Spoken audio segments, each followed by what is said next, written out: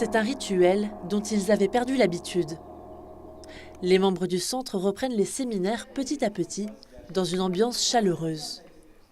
Une trentaine de participants est revenue, quelques mois après l'incendie volontaire. Pour la plupart, un objectif, montrer leur soutien aux membres du centre.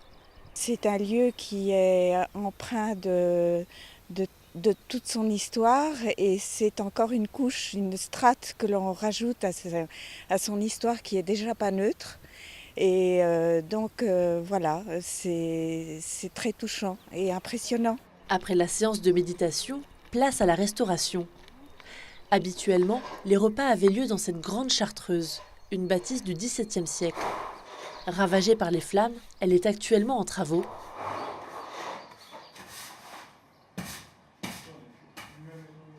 Les participants se rejoignent sous ce chapiteau.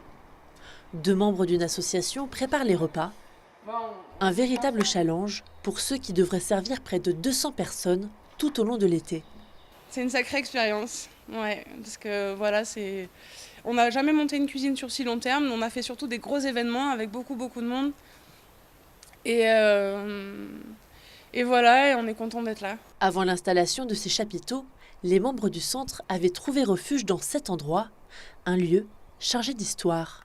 Et on avait aménagé cette salle de yoga qui sert normalement au yoga pour les personnes qui sont en retraite ici, en QG. C'était notre QG pendant l'hiver.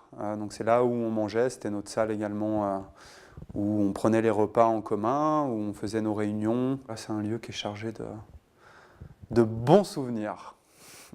Face à l'ampleur des travaux, les membres du centre ne baissent pas les bras. Si la vie reprend son cours, c'est en partie grâce au nombre dons reçus. Au total, plus de 150 000 €.